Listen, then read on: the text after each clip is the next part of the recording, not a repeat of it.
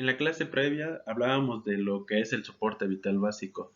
El soporte vital básico incluye dos tipos de maniobras. Por un lado, hablamos de la reanimación cardiopulmonar y por otro lado, hablamos de la maniobra de Heimlich o Heimlich.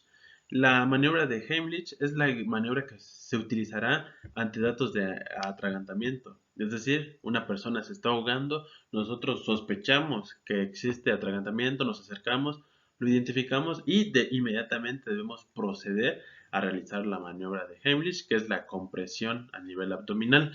Sin embargo, para fines de esta clase iniciaremos con lo que es reanimación cardiopulmonar, veremos otros temas y al final, cuando regresemos a ver lo que es soporte vital básico, estaremos viendo lo que es la maniobra de Heimlich, porque una de las indicaciones de la maniobra de Heimlich es que cuando no surte efecto deberemos iniciar la reanimación cardiopulmonar. Entonces estaremos viendo primero la parte de reanimación cardiopulmonar, lo que siempre abreviamos como RCP, y posteriormente iremos viendo temas con lo que considero que iremos consolidando conocimiento de diferentes maniobras o de diferentes procedimientos y al final haremos una recapitulación de todo o veremos todo y nos daremos cuenta que la comprensión va a ser diferente cuando ya hayamos analizado cada uno de los diferentes apartados que estaremos viendo en esta materia. Iniciando con reanimación cardiopulmonar, tenemos que de manera abreviada siempre la vamos a encontrar como RCP.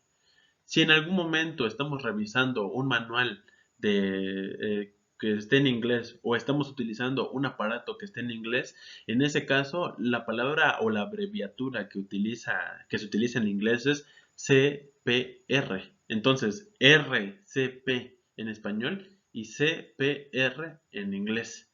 Y se refiere a aquellas maniobras que nosotros vamos a aplicar para garantizar que existe un adecuado funcionamiento en el sistema cardiopulmonar. Eh, Todos identificamos que tenemos un órgano llamado el corazón y también tenemos otros dos órganos llamados pulmones. En este caso hay una interacción o anatómica y fisiológicamente hay una relación muy importante entre lo que es el corazón y los pulmones, donde debemos tener en cuenta que los dos son muy importantes. Por ejemplo, si una persona deja de respirar, el corazón funcionará por un tiempo, pero después también va a dejar de funcionar. En el caso de que el corazón no esté funcionando, los pulmones van a inmediatamente dejar de funcionar. Es más, digamos que el efecto es más rápido respecto al corazón. Por ejemplo, un paro cardíaco inmediatamente nos va a llevar a un paro pulmonar. Un paro pulmonar nos va a dar unos segundos y si no reaccionamos después nos va a dar un paro cardíaco. Entonces, que quede muy claro, corazón y pulmones son órganos interrelacionados tanto anatómica como fisiológicamente. Tienen vasos sanguíneos que los conectan. Por un lado, los pulmones oxigenan la sangre y esa sangre luego llega al corazón para ser bombeada al resto del cuerpo. Si tenemos un paro pulmonar, dentro de pocos segundos el corazón, si no hacemos nada, el corazón va a entrar en paro cardíaco. Por lo contrario, si hay paro cardíaco, los pulmones inmediatamente no van a estar funcionando. Eso para que quede claro. Y por lo tanto, la reanimación cardiopulmonar está enfocada a que nosotros garanticemos que hay una función tanto a nivel cardíaco como a nivel pulmonar. En caso de que porque no tenemos la práctica necesaria o porque no tenemos los conocimientos necesarios, debemos garantizar que el corazón esté funcionando. Porque, por ejemplo, la maniobra del RCP o la reanimación cardiopulmonar la podemos resumir en esto, en esta fórmula o en lo que podemos ver acá. RCP es equivalente a 30 compresiones, posteriormente 2 insuflaciones y repetir esto por 5 veces. Entonces tenemos 5 series y cada serie se conforma por 30 compresiones torácicas y 2 insuflaciones o 2 ventilaciones. Esto es muy importante recordarlo y tenerlo presente. La reanimación cardiopulmonar solo se va a hacer cuando efectivamente exista paro cardíaco o paro cardiopulmonar. Vuelvo a repetir, Si tenemos un paro pulmonar, dentro de segundos va a haber un paro cardíaco. Y si tenemos un paro cardíaco, podemos considerar que los pulmones ya no están funcionando en ese momento. Respecto a esto que tenemos de 30 compresiones y 2 insuflaciones, podemos encontrarlo de varias maneras. Por ejemplo, aquí abreviado dice compresiones, aunque digamos que lo completo sería 30 compresiones torácicas. Y lo otro sería 2 ventilaciones o 2 insuflaciones. Es muy importante recordar que el proceso de respiración tiene diferentes componentes, tiene diferentes etapas y digamos que esa respiración, el hecho de introducir aire, para fines de la reanimación cardiopulmonar la mencionamos como ventilaciones. Lo ideal es que estas compresiones y 2 insuflaciones que vamos a realizar 5 veces se logre dar en 2 minutos. Esa es la norma. De hecho, es importante siempre ver nuestra capacidad para dar RCP. Cuando ya estamos en un ámbito de hospitalario o cuando estamos en un ámbito prehospitalario, normalmente cada cierto tiempo realizamos prácticas y en las prácticas estamos cronometrando siempre nuestra capacidad para dar RCP y un parámetro para saber que lo estamos haciendo bien es garantizar que podamos dar las 30 compresiones y las 2 insuflaciones en 2 minutos. No hacerlo más rápido que eso, pero tampoco no hacerlo más lento que eso.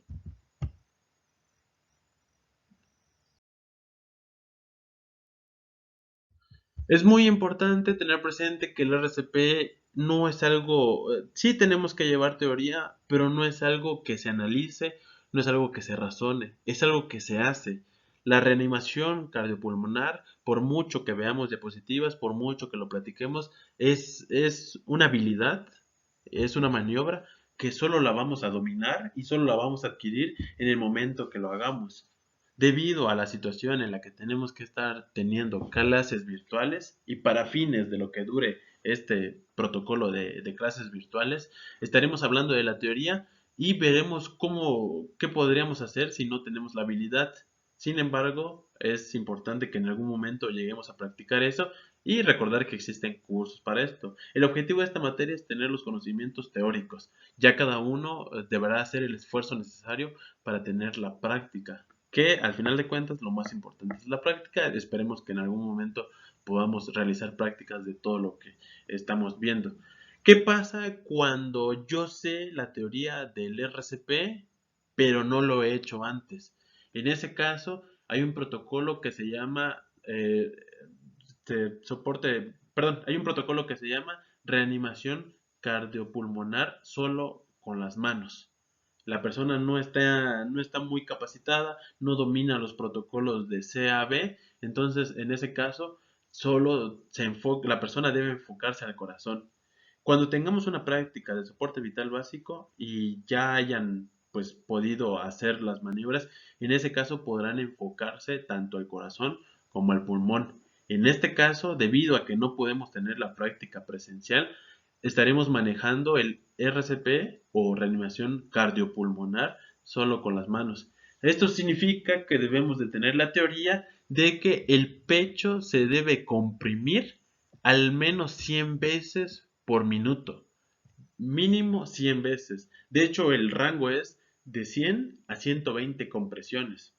Menos de 120 compresiones no van a producir el efecto deseado y más de 120 compresiones no van a permitir la recuperación o el adecuado funcionamiento del corazón. Entonces tenemos que hacerlo a este ritmo de 100 compresiones o de 100 a 120, puede ser 110, 115. Lo importante es mayor de 100 y no llegar hasta el tope de 120.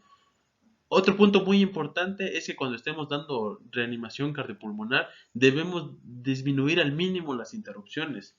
Recordemos, el objetivo principal del RCP es dar 100 compresiones por minuto como mínimo. Ese es el objetivo principal. Y si nosotros restamos segundos a nuestra maniobra, en ese caso no vamos a dar las compresiones o vamos a caer en el error de querer comprimir más rápido para recuperar. Eso no funciona así. Tenemos que mantener el ritmo, ese ritmo no lo podemos aumentar, por lo tanto lo que tenemos que hacer es evitar las interrupciones. En este caso, las interrupciones no deben durar más de 10 segundos. ¿Qué situaciones nos podrían provocar esta interrupción de 10 segundos? Para empezar, la revisión del pulso. Más adelante estaremos viendo esto de la revisión del pulso, pero en algún momento, por eso la revisión del pulso que se hace constantemente, no a cada rato, cada cierto tiempo, cada 2 minutos, que revisamos la situación del pulso carotidio o del pulso braquial, dependiendo de si nuestro paciente es adulto, carotidio, o si es pediátrico, braquial. En ese caso, recordemos que la revisión del pulso nos toma de 5 a 10 segundos. Ahí tendríamos la primera interrupción. La otra cuestión que podría provocarnos una interrupción de 10 segundos es las insuflaciones o las ventilaciones. En el momento que vamos a ventilar a una persona, el tórax no se comprime. En ese caso, estamos dando ventilación, pero estamos disminuyendo el tiempo de compresiones. En este caso, la técnica se llama RCP solo con las manos o reanimación cardiopulmonar solo con las manos, debido a que no te vas a distraer en dar ventilaciones.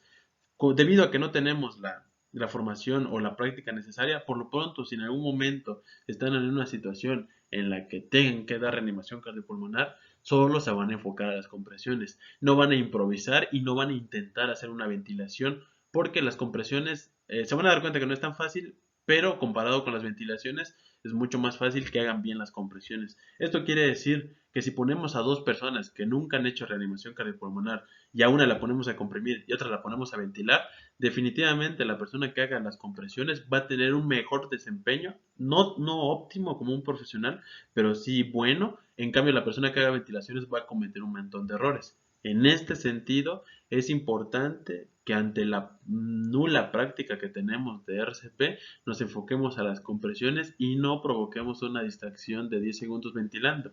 Entonces no vamos a dar ventilaciones para fines de lo que hemos visto hasta ahora. Es muy importante que si nos vamos a concentrar en la compresión, recordemos que dos características distinguen a las compresiones. La compresión debe ser rápida. Y ustedes dirán, se supone que no podemos pasar de 120. Bueno, es que mantener el ritmo de 100 o 110 es rápido. No, si cuando lo hagamos de manera práctica se van a dar cuenta que ese ritmo realmente es rápido. Y lo tenemos que hacer fuerte. Tenemos que realmente producir una compresión del pecho.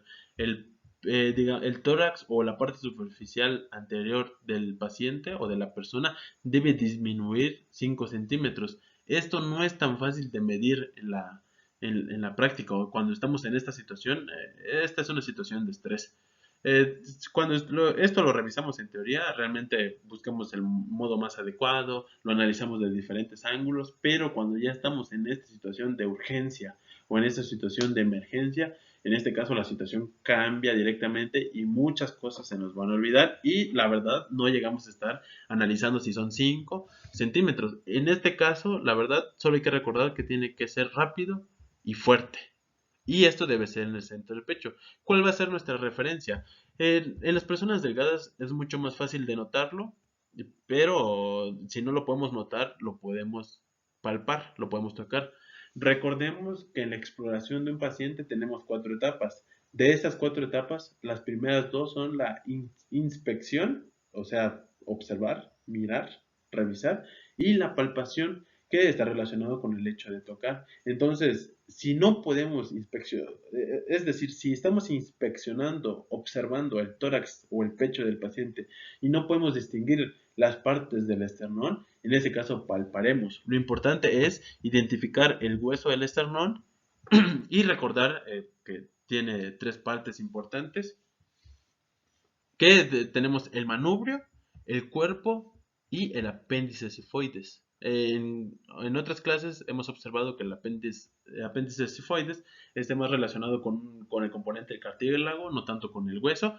Por lo tanto, nuestra compresión va a ir enfocada al cuerpo del esternón, justamente porque la ubicación del corazón es a nivel del mediastino. Y entonces no tiene sentido que comprimamos en el abdomen ni que comprimamos a nivel del manubrio. En este caso, comprimimos a nivel del cuerpo del esternón. Entonces, Tenemos que inspeccionar, identificar el hueso del esternón, que recordemos que es un hueso central en el que se integran las demás costillas, tanto las costillas reales como las costillas flotantes. Identificamos el cuerpo del esternón. Si no podemos identificarlo, en ese caso, pues palpamos para identificar el cuerpo, ubicamos muy bien nuestras manos y procedemos a las compresiones. ¿Qué pasa si en el momento de la urgencia no recuerdo muy bien ni cuáles son las partes del esternón, ni cómo se palpa el esternón? Realmente nunca he tocado un esternón, no identifico. Bueno, en algunas personas, sobre todo aquellas personas que no tengan obesidad, que sean de complexión delgada, podemos utilizar como referencia la línea intermamaria. Utilizamos como referencia, pues en el caso de las mujeres, el nivel de las glándulas mamarias, y en el caso de los hombres, pues los pectorales, y trazamos una línea imaginaria, nos la imaginamos nosotros, una línea que una de, pues, el pectoral del lado, derecho con el del lado izquierdo, imaginamos la línea, y en la parte, en la mitad de esta línea colocamos, pues las manos, y podemos proceder a la compresión. Es muy importante también recordar que no vamos a estar comprimiendo en todo momento. Hablar de primeros auxilios implica que también hablemos de en qué momento es adecuado no continuar con los primeros auxilios. El objetivo principal de los primeros auxilios es mejorar la situación, tanto situación actual como situación pronóstica de la persona. Ese es el objetivo principal. Eh, Desafortunadamente, en algún momento, si no lo hacemos bien, podemos ponernos en riesgo a nosotros o incluso aumentar el riesgo de que la persona, pues, se complique. Tenemos que tener presente que van a haber situaciones en las que ya no debemos de continuar. Van a haber situaciones positivas en las que ya, es decir, positivo en el sentido de que estamos dando primeros auxilios y la persona ya mejoró. En ese caso, terminamos de dar los primeros auxilios porque la persona está mucho mejor. Otra situación es que dejemos de dar los primeros auxilios porque ya no tiene ningún sentido continuar. Es necesario, sobre todo para esta clase, que se quiten la idea de que los primeros auxilios siempre van a terminar de manera adecuada. El panorama de los primeros auxilios no es tan óptimo. Es decir, una persona que necesita primeros auxilios en la calle no es garantía de que le vaya a ir no es garantía de que le vaya a ir muy bien. La intención de que nosotros demos primeros auxilios justamente es mejorar ese panorama, que le vaya muy bien, pero no siempre lo vamos a lograr. Entonces, ¿cuál es la indicación de que iniciemos RCP? Que existan datos de paro cardiopulmonar o paro cardiorrespiratorio. Si nosotros detectamos que la persona si detectamos que la persona no está alerta, no responde al estímulo verbal, le hablo y no reacciona, no responde al dolor, ya lo toqué, incluso lo toqué fuerte, ya casi como un golpe, y no reacciona, la persona está inconsciente. Además, la persona no respira y no tiene pulso. Bajo esas condiciones, y siempre y cuando no haya pasado mucho tiempo, porque si la persona no respira, pero ya lleva una hora ahí, no vamos a lograr nada. La reanimación cardiopulmonar no va a lograr nada. Tiene que ser inmediato. Entonces, ¿cuál es la indicación para iniciar la maniobra de RCP? Que la persona no esté alerta, que al estímulo verbal la persona no responda, que al estímulo doloroso la persona no haga nada, no reaccione. Entonces la persona esté inconsciente. Ese es el primer requisito, que la persona esté inconsciente y no haya respondido a los estímulos anteriores.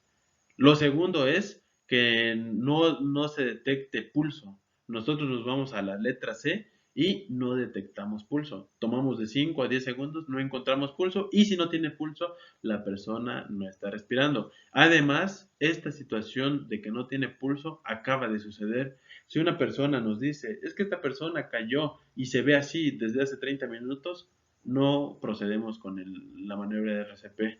Esto es muy importante. No procedemos con la maniobra de RCP si no podemos garantizar el tiempo. Porque la situación es esta. Si no sabemos cuánto tiempo lleva la persona así, hay dos opciones.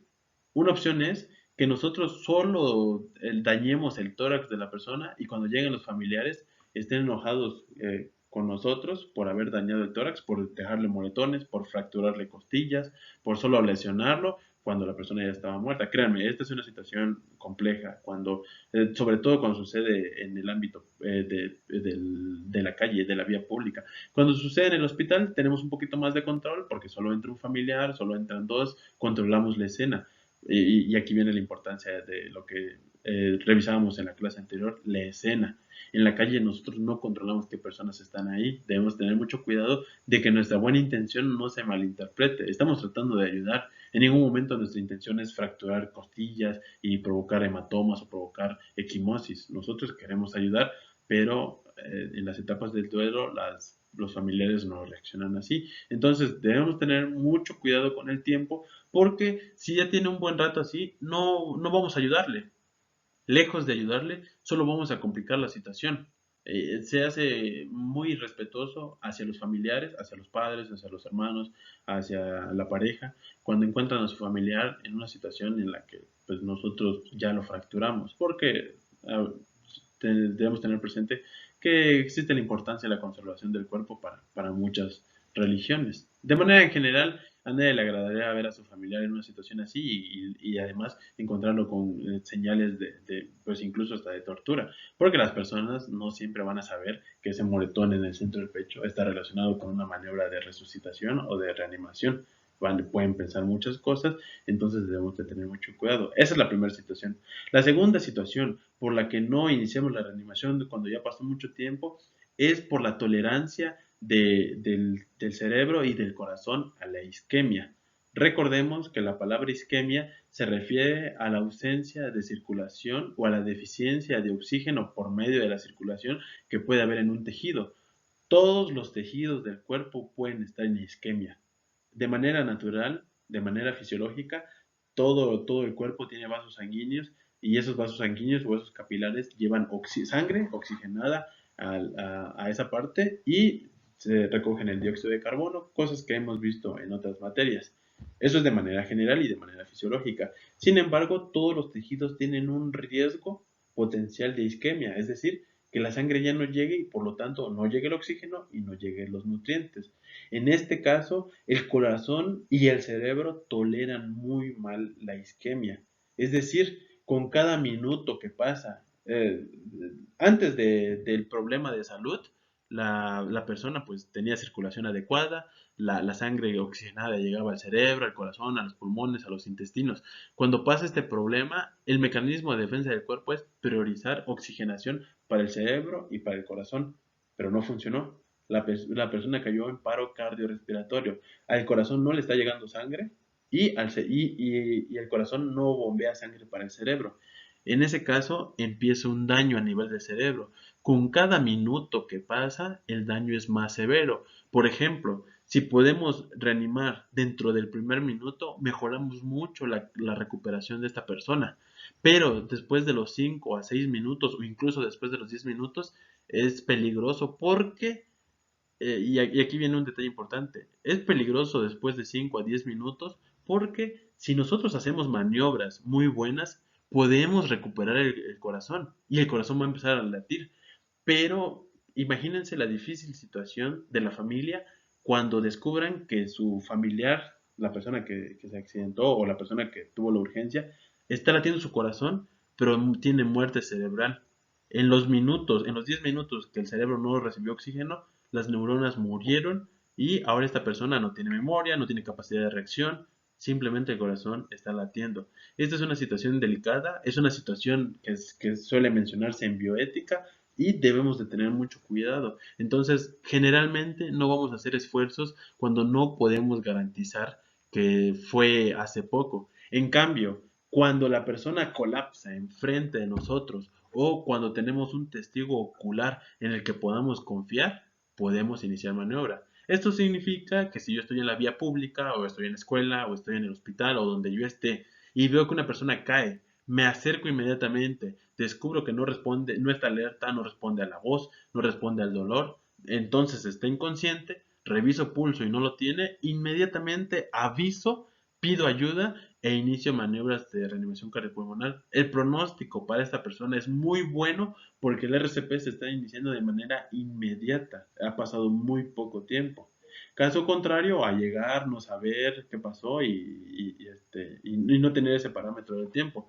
Otra opción es que nosotros, de hecho, algo muy interesante, que lo revisaremos en videos posteriores, algo muy interesante es que los protocolos de RCP están muy bien establecidos para que en caso de que alguien más sepa ayudar, se integre.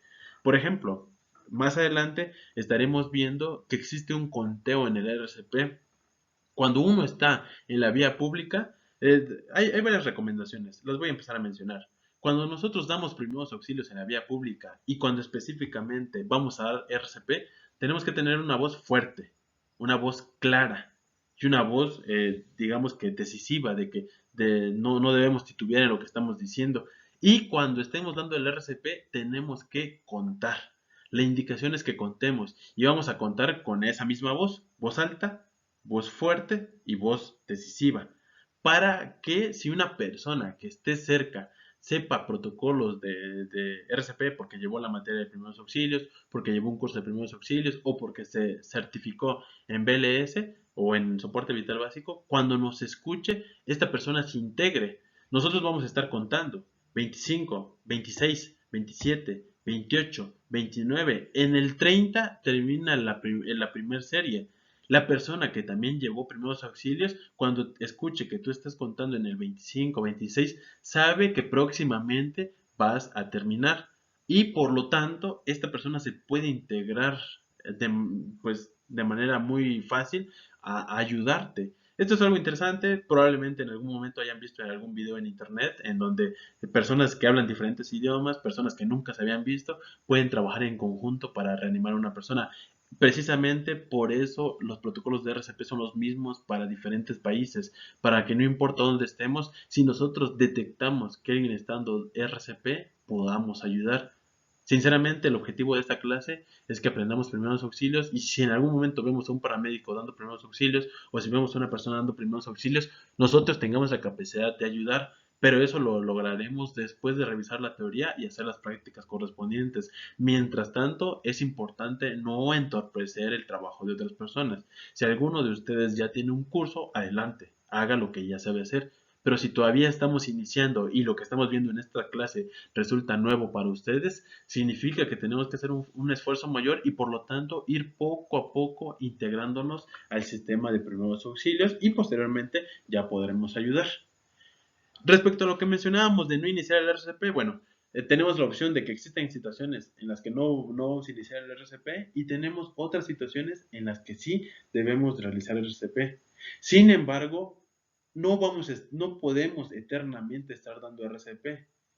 De una vez les comento que dar RCP es estresante, es cansado y a veces es peligroso, sobre todo si lo hacemos en la vía pública. En el medio hospitalario, o sea, cuando ya estamos rodeados de médicos, en ese caso no llega a ser tan peligroso, pero en la vía pública puede ser peligroso por otros vehículos, por otras personas.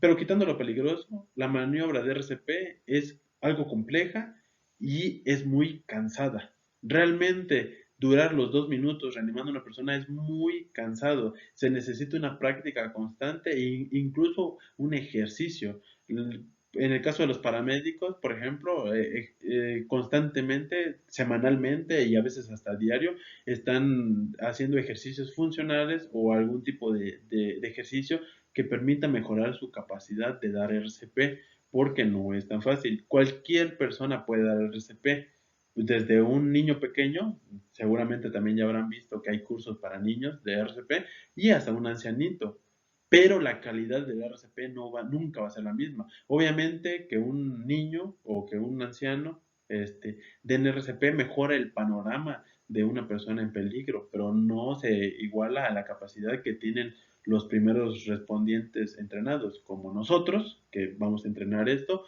o como los bomberos y los paramédicos que constantemente están entrenando. Y no solo entrenan la técnica, sino que hacen ejercicios extras para mejorar, digamos que su capacidad de dar RCP.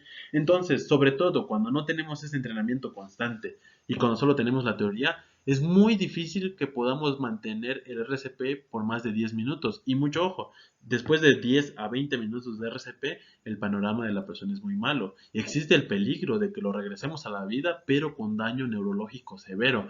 Y eso no es tan adecuado. Obviamente queremos preservar la vida de una persona, pero no a costa de sus funciones mentales superiores. No es el objetivo que resucitemos a una persona y que al final su familia tenga que estar pagando 10,000 pesos por cada día que pase en la unidad de cuidados intensivos. Eso hablando en el ámbito particular o privado. En el ámbito público no se cobra el servicio de cuidados intensivos, pero igual no es agradable tener un familiar ahí y saber que solo va a estar ahí mientras las máquinas estén funcionando por él. Entonces debemos de tener mucho cuidado con eso.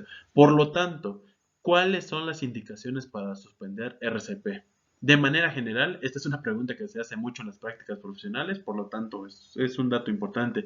Existen así como existen indicaciones para iniciar el RCP, así también existen indicaciones para suspender el RCP. Punto número uno para suspender el RCP, que estés cansado.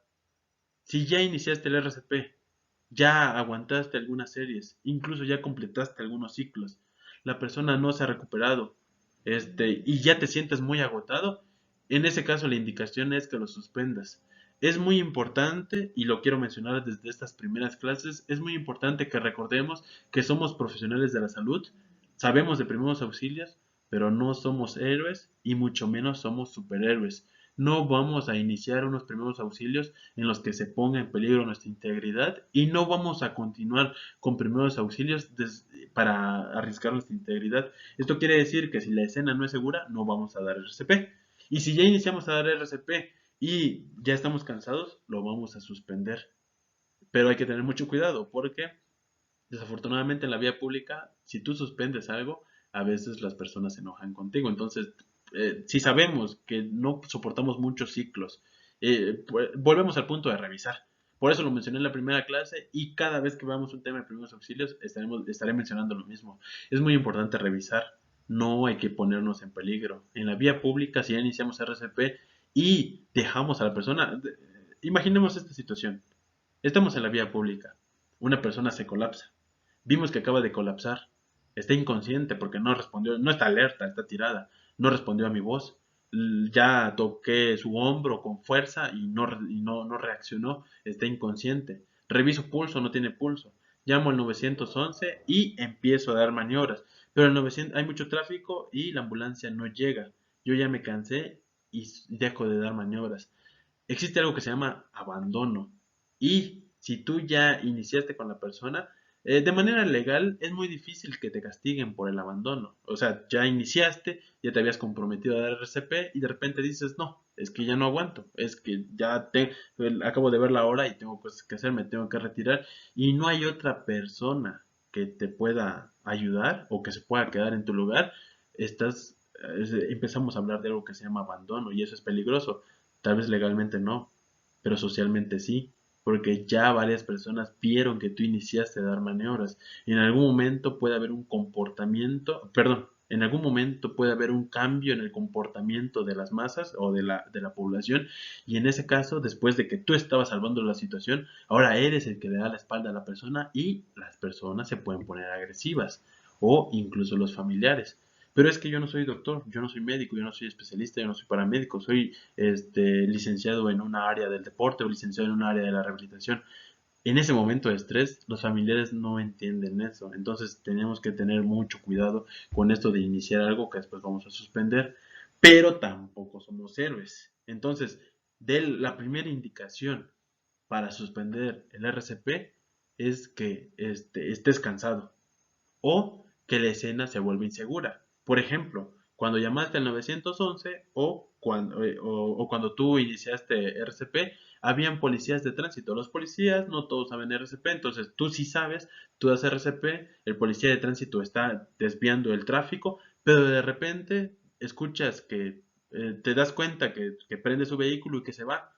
Y ahora no hay nadie desviando el tráfico. Hay personas viendo, pero nadie está desviando el tráfico y no hay ninguna unidad protegiéndote de los otros vehículos. En ese caso estás en todo tu derecho de suspenderlo. Entonces, punto número uno para suspender el RCP, que estés cansado. ¿Para qué vas a continuar haciendo algo que ya no estás haciendo bien? Porque solo pones en peligro a la persona y te pones en peligro a ti. Créanme que han habido situaciones en las que una persona colapsa y el reanimador también colapsa porque quiso ir más allá del esfuerzo. Es muy pesado dar RCP, cansa mucho, es muy difícil darlo, entonces se necesita condición física para soportar e incluso personas con buena condición física llegan a colapsar ante un buen rato dando RCP. Entonces, la primera indicación es que estés muy cansado o que estés en peligro. La segunda indicación, que no es tan negativa, la segunda indicación es que la persona tenga restablecimiento de la circulación espontánea. A grandes rasgos, digamos que la persona empieza a moverse. Tú inicias, no tenía pulso, inicias maniobra de RCP y de repente ves que la persona despierta de golpe y empieza a moverse. Por favor, no continuemos con el RCP. Ante el restablecimiento de la circulación espontánea, que la podemos notar con la coloración o con los movimientos de la persona, suspendemos. Entonces, si la persona de repente se muestra consciente, suspendemos maniobras de RCP, no continuamos. Nos quedamos ahí para ayudar a la persona, para orientarla, porque va a estar muy desorientada, pero no continuamos con el RCP. En algún momento, en esta clase, estaremos observando muchos videos, porque créanme que hay un montón en internet, de cómo las personas no siguen los protocolos. La buena intención está en esos videos, pero recordemos que no se da primeros auxilios con buenas intenciones, se tiene que dar con conocimiento. Podremos ver cada uno de estos errores, por ejemplo, errores en los que la persona ya se recuperó y le siguen dando compresiones. Entonces, no. Si hay restablecimiento de la circulación espontánea, si hay signos de conciencia, en ese momento suspendemos el RCP y nos quedamos pendientes para ver qué va a suceder después, porque esta recuperación puede ser espontánea y nuevamente volver a caer en paro. Tercer punto por el que debemos de suspender el RCP, que llegue el desfibrilador. Nosotros estamos comprimiendo y llega un paramédico y nos dice, llegó el desfibrilador. En ese momento, mucho ojo con esta parte, es muy importante. No suspendemos el RCP cuando nos digan que ya llegó el desfibrilador. Nos van a mostrar el desfibrilador o nos van a avisar que ya llegó, pero no suspendemos. Seguimos dando reanimación, seguimos haciendo la compresión y en el momento que el paramédico coloca parches y que nos dice todos fuera, en ese momento suspendemos y nos preparamos porque ya no vamos a continuar las compresiones. De todos modos, recordemos, estas clases tienen el objetivo de introducirnos a los primeros auxilios. Seguramente van a haber muchas dudas y todas las dudas las iremos resolviendo con el paso de cada clase. En este caso es normal que todavía no sepamos muy bien esto del desfibrilador. Solo recordemos que cuando llegue a la escena no suspendemos. Suspendemos cuando el manejador del desfibrilador nos diga todos fuera. En ese momento suspendemos las compresiones y nos preparamos para que nos releven porque los paramédicos ya están en la escena o otro profesional ya está en la escena y nos va a ayudar. Cuarta condición para suspender el RCP. Que tú estés comprimiendo y llegue una persona y te diga, termina el ciclo y yo te relevo. Por ejemplo, si ves que ya llegaron los paramédicos, si ves que ya llegó alguna otra persona y ya te habló y te dijo que te va a relevar, en ese caso terminas los cinco ciclos de compresiones y después de eso te retiras. Terminas tus 5 ciclos de compresiones y te alejas tantito o ya no tocas al paciente para que la otra persona te releve. Entonces, 4 indicaciones para suspender el RCP. Que estés cansado o en peligro, que la persona se recupere, que llegue el desfibrilador o que alguien te releve. Esas serían las condiciones para suspenderlo. Es muy importante tener presente esto debido a que suele ser una pregunta que se hace mucho en las prácticas profesionales. Hasta la clase de este momento, en la clase previa, vimos las generalidades de los primeros auxilios. Se mencionó la importancia de revisar y los pasos previos de revisar, los pasos previos como llamar y finalmente algunos cuidados para atender. Además, se mencionó la importancia del protocolo de la Asociación Americana del Corazón respecto a las letras C, A, B. En la clase de hoy se mencionó la importancia del RCP, cómo el RCP corresponde al soporte vital básico, las indicaciones para iniciar el RCP, así como las indicaciones para suspenderlo. En la clase posterior, en la siguiente, estaremos hablando de hemorragias y ya entraremos al tema de heridas y posteriormente al de hemorragias.